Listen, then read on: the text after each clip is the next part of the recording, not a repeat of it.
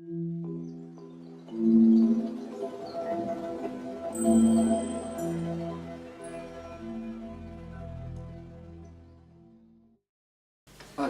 est-ce que vous pourriez nous rappeler l'historique du projet en termes d'accompagnement institutionnel? Est-ce que c'est une initiative individuelle, collective, etc. Alors, en termes d'historique du projet, c'est à l'initiative d'une enseignante qui est formatrice au rectorat et qui s'occupe de tous les troubles des apprentissages et qui fait des formations dans les établissements scolaires, Madame Ducos-Philippi, et qui a eu cette idée de partir sur la cogni-classe et puis sur l'enseignement sur la base des neurosciences.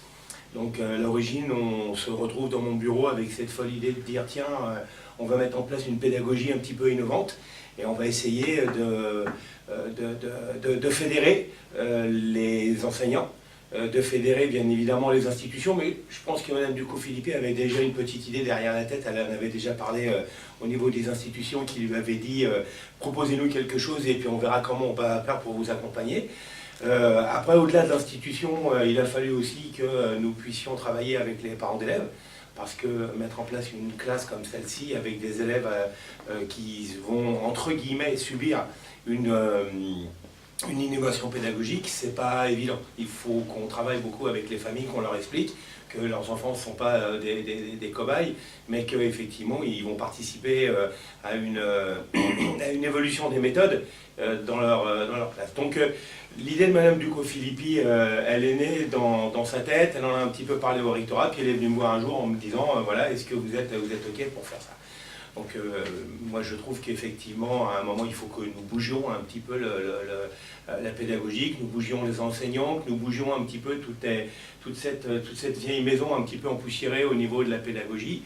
Et puis c'était aussi une entrée qui permettait de travailler autrement sur l'évaluation. Donc ça c'était plutôt sympa. On est sur le virage de l'évaluation, de la validation des compétences. Donc c'était aussi quelque chose qui nous permettait d'avoir un point d'accroche supplémentaire. Donc voilà, Madame Ducos-Philippi, elle est partie sur cette idée-là, elle est venue dans mon bureau, nous avons un petit peu travaillé à droite à gauche. Elle m'a expliqué ce que c'était, parce qu'on en parle beaucoup à droite à gauche, et puis quand ça vous arrive, il faut bien à un moment trouver les ressources qui vous permettent de comprendre.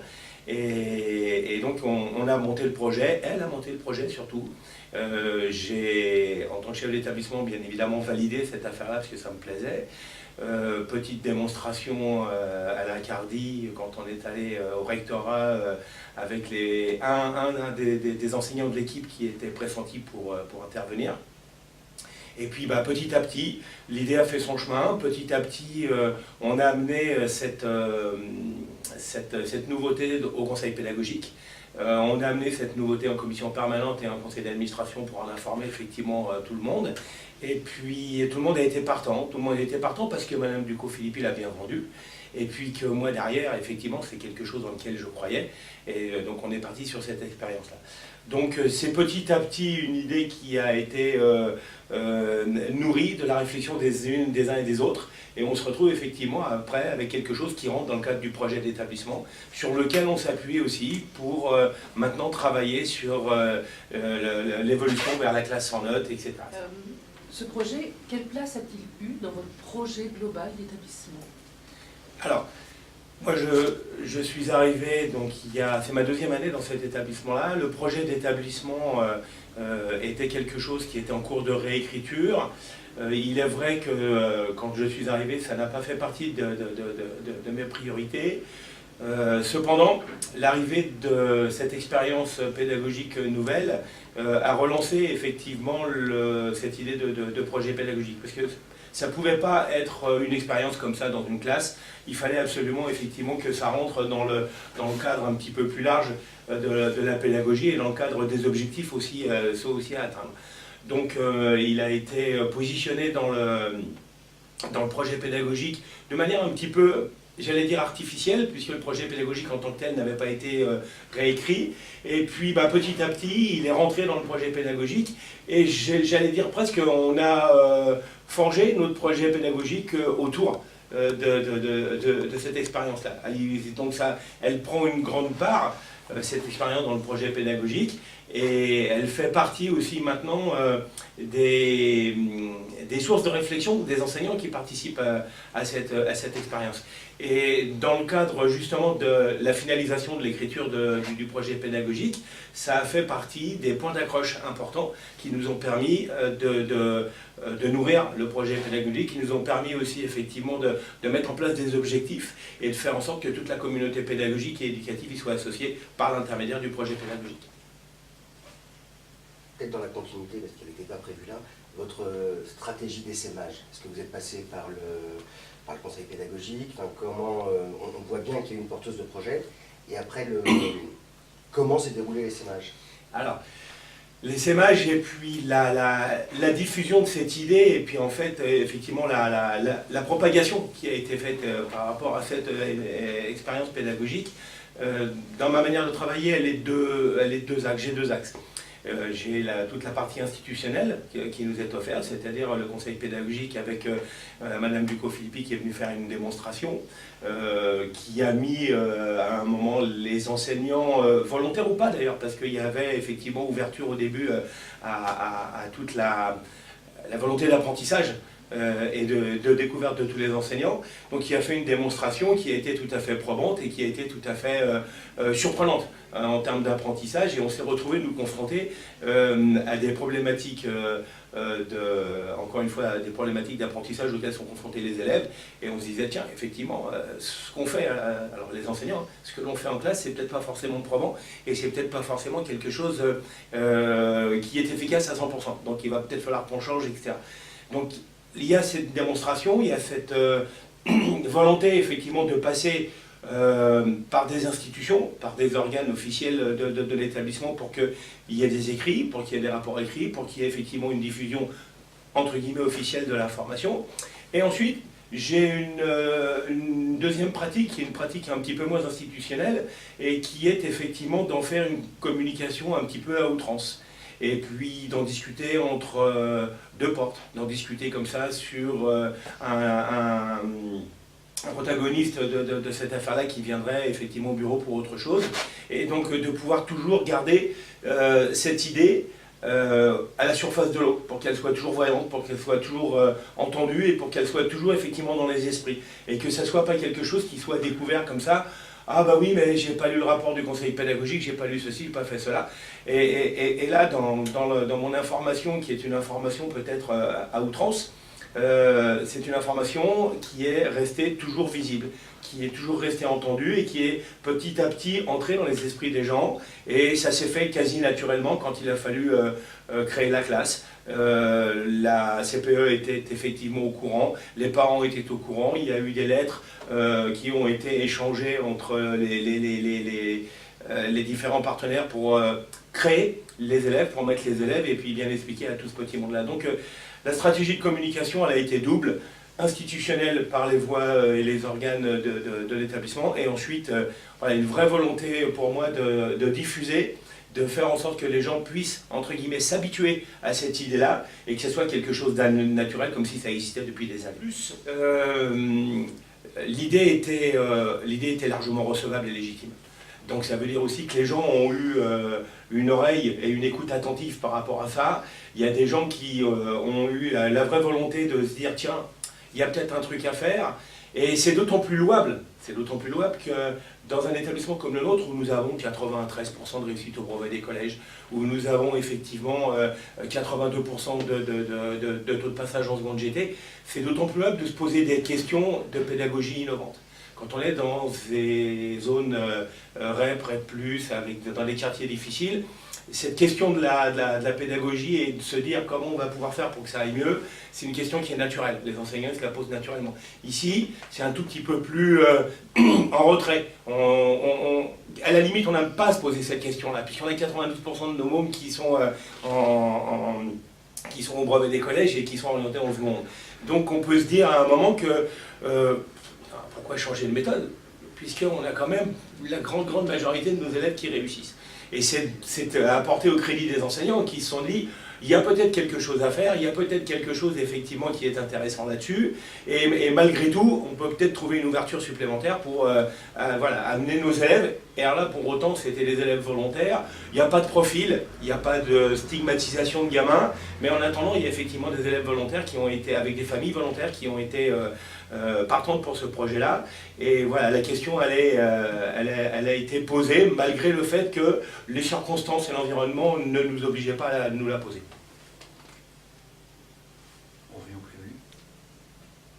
Donc, quelle plus-value identifiez-vous à la fois du côté des élèves et du côté de l'établissement? Alors, pour le moment, la plus-value du côté établissement, elle est assez peu visible. Elle est assez peu visible parce que la volonté de ne pas stigmatiser cette classe-là avec des élèves spécifiquement triés pour aller dans cette voie-là, on n'en a pas fait forcément effectivement la pub. La classe de 4e 5 qui est dans ce projet-là, on n'a pas voulu qu'elle soit stigmatisée, on n'a pas voulu qu'elle soit avec, comme on peut le voir dans des établissements où il y a des SECPA, où il y a des ceci, ou des ULIS et tout ça, avec des élèves qui pourraient être effectivement visés négativement. Donc la plus-value pour l'établissement, je ne suis pas tout à fait sûr qu'elle soit visible. D'ailleurs, c'est peut-être un petit peu un point négatif. Si on pose la question à un certain nombre d'élèves autres que la classe, est-ce qu'à un moment vous connaissez effectivement cette classe-là, la manière dont on y travaille, etc. Je ne suis pas sûr qu'ils puissent effectivement y répondre du côté positif. Par contre, tous les autres enseignants le savent, effectivement qu'il y a cette expérience-là. Et puis, malheureusement, je pense que ça fait partie de leur métier, de notre métier. À partir du moment où on rentre dans sa classe et puis on lance son projet dans sa classe, ça reste assez fermé. Et voilà, encore faudrait-il que le chef d'établissement puisse en faire encore la publicité.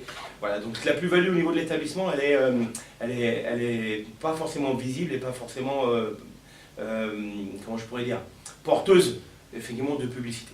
Par contre, la plus-value au niveau des élèves, on a, en plus de ces innovations pédagogiques, une classe qui a été portée de manière sereine et bienveillante, qui a été accompagnée, avec beaucoup d'explications pour les élèves, et 99% des élèves de ces classes-là ont joué le jeu.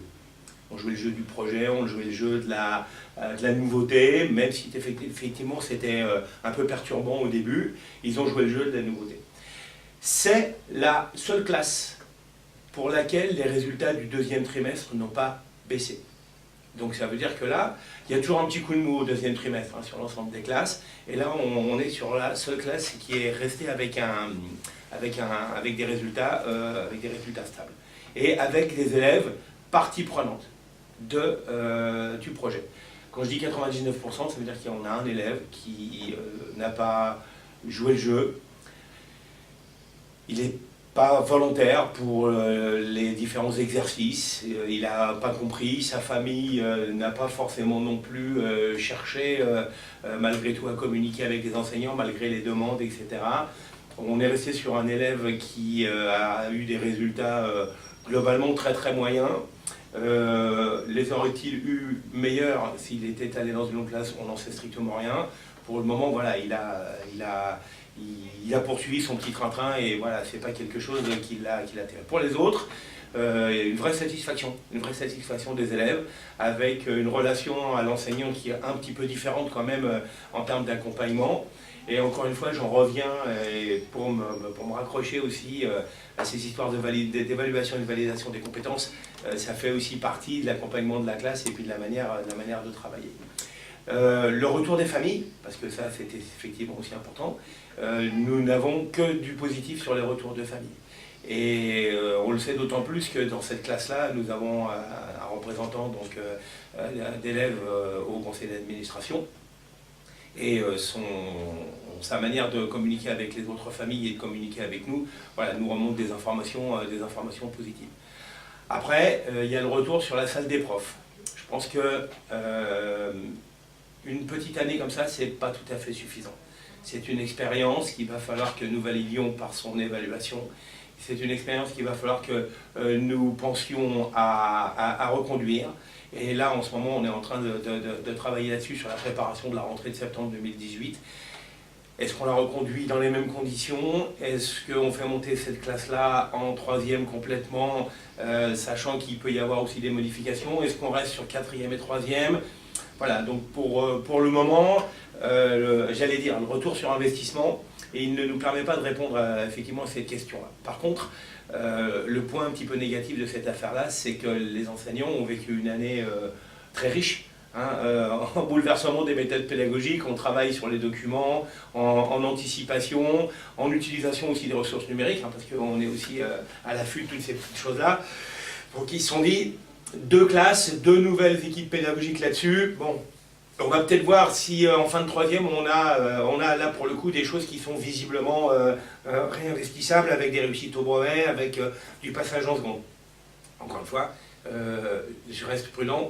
Est-ce qu'effectivement une classe future 3e l'année prochaine qui va avoir 92% de réussite, est-ce qu'on va pouvoir mettre ça sur le compte de l'expérience nouvelle ou effectivement sur l'environnement pédagogique de l'établissement?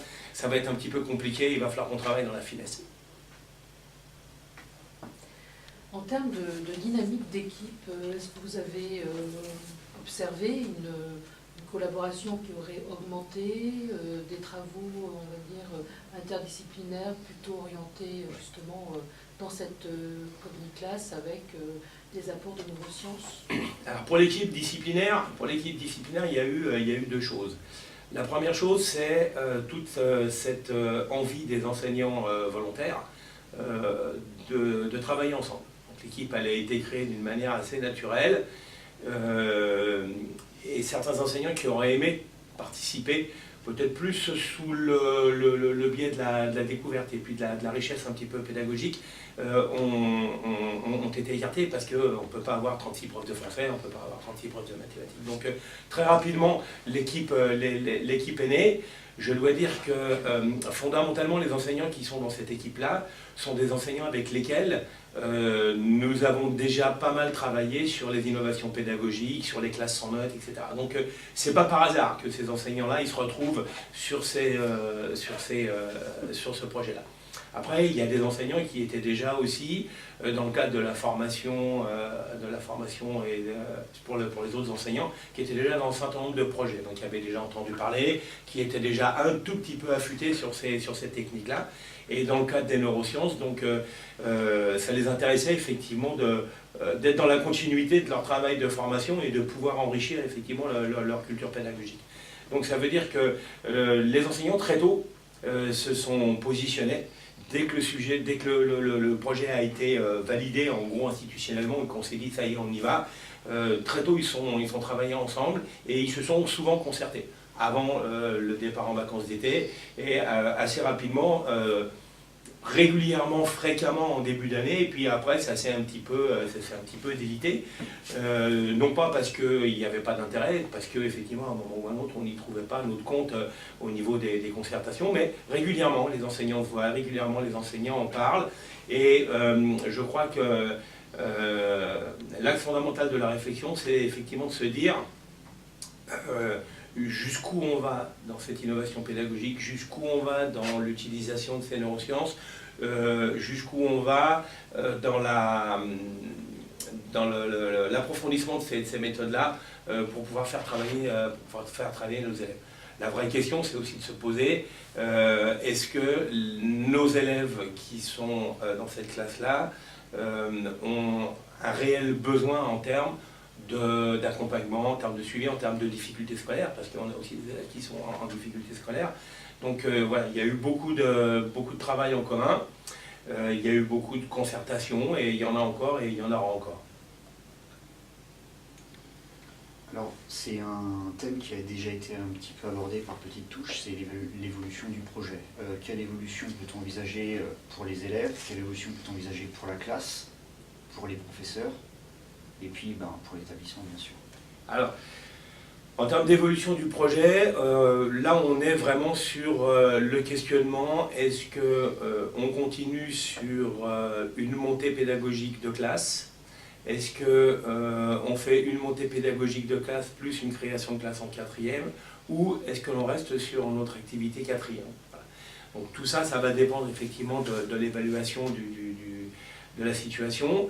On va travailler aussi effectivement avec les parents d'élèves, hein, parce que de toute façon, quoi qu'il en soit, à un moment, si on a des parents d'élèves qui nous disent non, moi je veux que mon gamin, parce que on est quand même dans un environnement assez classique hein, en termes d'enseignement.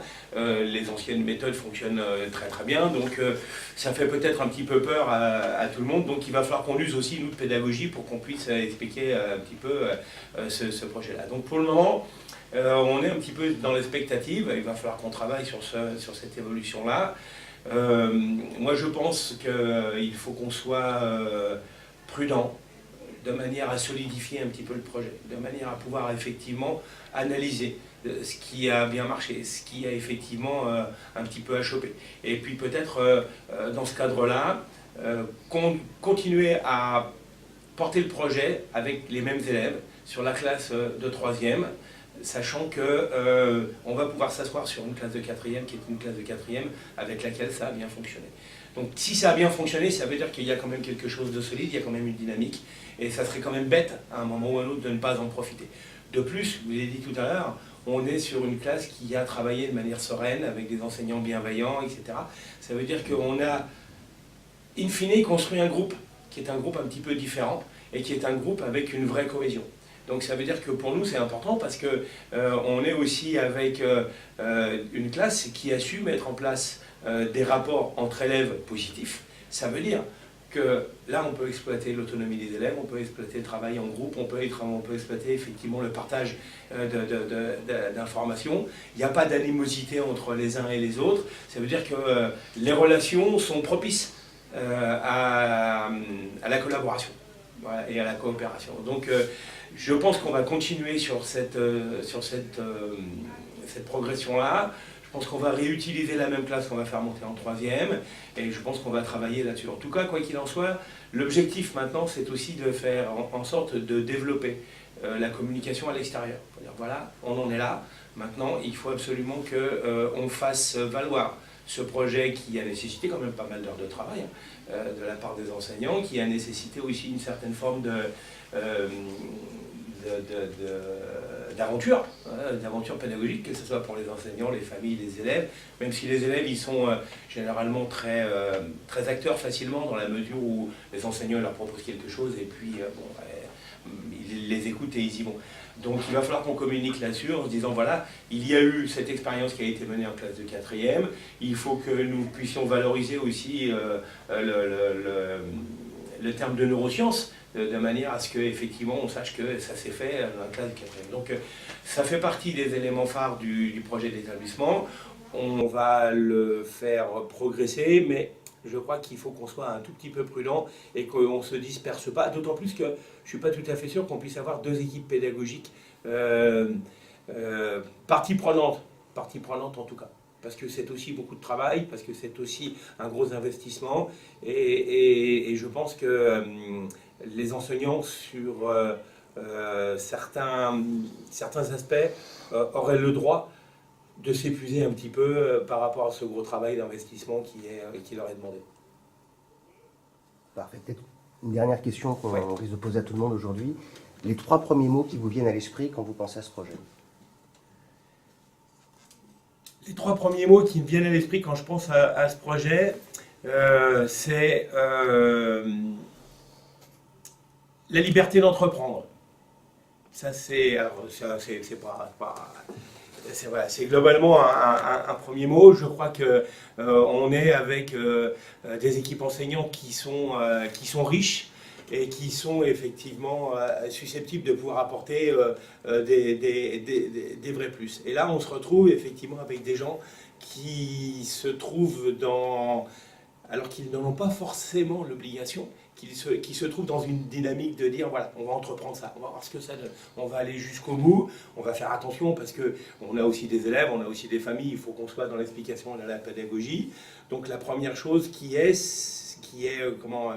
vient à l'esprit, c'est ça. C'est effectivement cette volonté de faire quelque chose de nouveau, d'aller de l'avant, et puis de s'ouvrir à la réflexion sur se dire, voilà, comment on pourrait faire quelque chose autrement pour pouvoir d'abord coller un petit peu à l'air du temps, hein, je dirais quand même, parce qu'il faut pas qu'on soit, qu'on soit naïf, hein, il faut absolument qu'on puisse être dans cette modernité-là, et puis de se dire, voilà, on va faire quelque chose, on se met quelque part un petit peu en danger, donc voilà, moi j'aime bien cette idée, là.